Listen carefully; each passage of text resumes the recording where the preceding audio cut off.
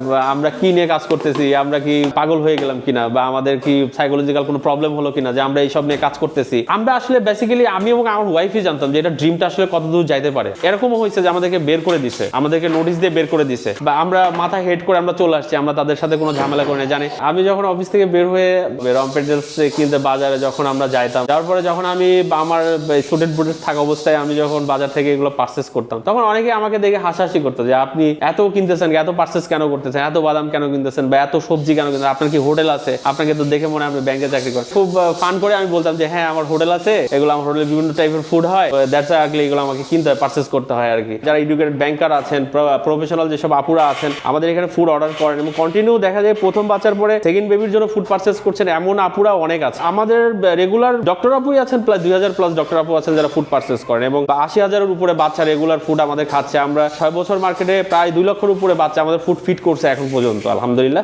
যেটি ডিহাইড্রেট মেশিনটা তো ফার্স্ট ওয়ার্ল্ড কান্ট্রিতে ডিহাইড্রেট মেশিন দিয়ে কাজ হচ্ছে, অনেক ধরনের ফুড মেকিং হচ্ছে। হ্যাঁ, এটা নিউট্রিশন ভ্যালুটা ঠিক থাকে। রোদে আর মেশিনে শুকানোর মধ্যে অনেক পার্থক্য আছে। লাইক হচ্ছে রোদে দেখা যায় যে জিনিসটা হাইজিন হয় না, দেখা যায় যে একটা পশু পাখি থাকে বা ধুলার ব্যাপার থাকে, বা রোদের কোনো সময় টেম্পারেচার বেশি থাকতেছে, কখনো কম থাকতেছে টেম্পারেচার, ফুডের কোয়ালিটিটা নষ্ট হওয়ার সম্ভাবনা থাকে আর কি, অনেক বেশি থাকে। আর ডিহাইড্রেট মেশিনে যে কাজটা হয় আপনার একটা টেম্পারেচারে, যেমন আমি বিটরোসটাকে যে টেম্পারেচারে ডিহাইড্রেট করতেছি, ক্যারোসটাকে ওই টেম্পারেচারে ডিহাইড্রেট করছি না, আবার দেখা যায় নুডলসটাকে আরেকটা টেম্পারেচারে ডিহাইড্রেট করছি। সো এটার পুষ্টি গুণাগুণটাও ঠিক থাকতেছে। আমাদের নিজস্ব জমি থেকেও আমরা এটা কালেক্ট করি, অনেক সময় কালেক্ট করে এটা আমাদের দেখা যায় যে উৎপাদন না থাকলে আমরা বড় সাপ্লায়ারের কাছ থেকে এই জিনিসটাকে আমরা কালেক্ট করি আর কি। কালেক্ট করে একদম ফ্রেশলি আমরা নিয়ে আসি, এবং প্রতি সপ্তাহে এই ভেজিটেবলগুলো আমরা কেটে কেটে ডিহাইড্রেট করি। এরকম না যে আমরা এটা কেটে ধরেন 6 মাস 1 বছর পরে আমরা মেক করতেছি, এমন না। ওয়ালটন এসি এক্সচেঞ্জ অফারে এখন যে কোনো ব্র্যান্ডের পুরাতন এসি বদলে নতুন ওয়ালটন এসিতে উপভোগ করুন 25% ছাড়। Walton air conditioner, comfort without compromise. আমাদের প্রতি সপ্তাহে এটা কাটা হয়, ডিহাইড্রেট করা হয়, দ্যাটস আমাদের ফুডের গুণাগুণ ভালো থাকে এবং ফুডের আপনার নিউট্রিশনটা ঠিক থাকে আর কি। হ্যাঁ, আমাদের ফুডগুলোতে আমরা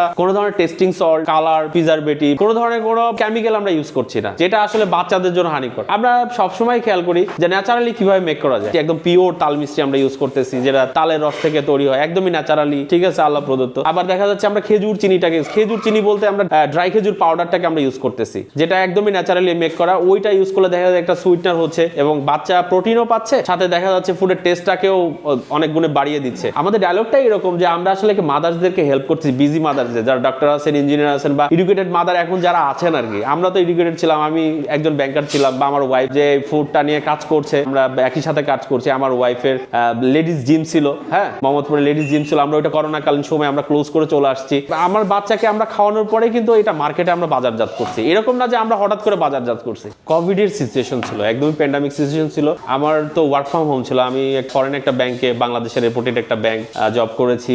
আমার ওয়াইফের যেটা একটা পজিটিভ একটা দিক ছিল যে তার জিমে যারা মেম্বার যারা ছিল আর কি, যারা জিম করতো, তাদের ডায়েটারি চার্ট থেকে শুরু করেছে, সে বিভিন্ন রকম চার্ট সে সাজেস্ট করতে, এবং তার ফুড সম্বন্ধে সে আসলে তার ছোটবেলা থেকে একটা ফ্যাসিনেশন ছিল, এবং সে ফুডের উপর আসলে বেসিক্যালি সে স্পেশালিস্ট আর কি। আমি আমার বিয়ের পরে আমি দেখছি যে আমার ওয়াইফ আসলে অনেক টাইপের ফুড মেক করতে পারে, অনেক ধরনের ফুড মেক করতে পারে। যখন মার্কেটে ফার্স্ট আমরা ফুড সেল করা স্টার্ট করি, তার আগ পর্যন্ত আমরা রিসার্চই করছি বেবিদের জন্য কতটুকু হাইজিন হবে বা কতটুকু নিউট্রিশন দিবে বাচ্চাদেরকে, নিজের বাচ্চার উপরে আর কি ফার্স্টে আমরা আর কি এটা রিসার্চ করছি আর কি। হ্যাঁ, আমরা আসলে হাজবেন্ড ওয়াইফে আমরা চিন্তা করছি যে না, এটা করলে আসলে একটা বিজনেস হওয়া পসিবল। মানে আমি সবসময় আমার ওয়াইফকে আমি এনকারেজ করতাম যে আসলে এটা আমরা সেল করতে পারি না, এটা আমরা সেল করতে, আমি এভরিডে অফিস থেকে এসে বলতাম যে তুমি যে ফুডগুলো মেক করছো বেবির জন্য, এটা আমরা সেল করতে পারি কিনা। তখন আমার ওয়াইফ এটা হাসতো আর কি। আমি নিজে আর কি এটা আমার ওয়াইফকে আমি ইনফোর্স করে আর কি, আমি নিজে একটা পেজ ক্রিয়েট করি, একটা লোগো ডিজাইন করে একটা পেজ নিজে আর কি এটা করে দেন আমরা কি এটা আমাদের যে 2-3টা ফুড আমার বেবিকে আমরা ফার্স্টে আমরা 4টা ফুড নিয়ে স্টার্ট করি আর কি। একটা সুজি, সিরিয়াল, খিচুড়ি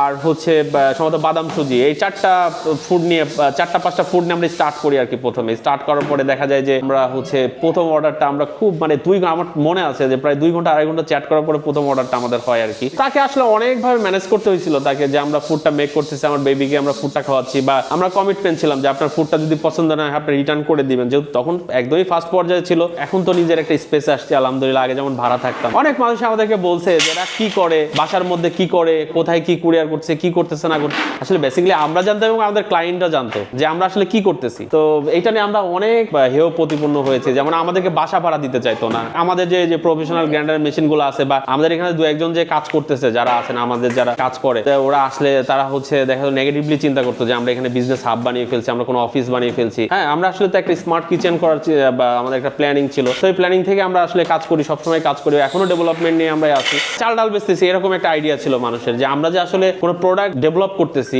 প্রফেশনালি কোনো প্রোডাক্ট ডেভেলপ করছি, প্রফেশনাল কোনো জায়গাতে আমরা চলে যাচ্ছি, বা আমাদের ড্রিমটাকে আমরা কোন জায়গা পর্যন্ত ধরছি, এটা তো শুধু আমরাই জানতাম। অনেক মানুষকে আমরা ভাষায় প্রকাশ করে আসলে বোঝাতে পারতাম না যে আমরা আসলে ওই জায়গাতে পর্যন্ত আমরা যাবো বা যেতে পারবো। যে একবার এক মা আর কি বলতেছিল যে আপনারা কি ফুড দিয়েছেন, আমরা তো ভয় পেয়ে গেছি যে আসলে ফুডটা খারাপ হলো কিনা। তখন সে বলছে যে আসলে কি ফুড দিলেন, এটা তো আমি নিজেই খেয়ে ফেলি। যেমন আমাদের ইনস্ট্যান্ট ওটমিলটা আছে, যেটা আসলে যে এত টেস্টি, এই ফুডটা বড়রাও খেতে পারে আর কি। হ্যাঁ, এটা গরম পানিতে, এটা এনার্জি বুস্টার টাইপের আর কি, আপনার হাই প্রোটিন ফুড আর কি। এখানে পাম্পিং সিড আছে, ব্ল্যাক কিসমিস আছে, ডাই খেজুর পাউডার আছে, ওটস আছে।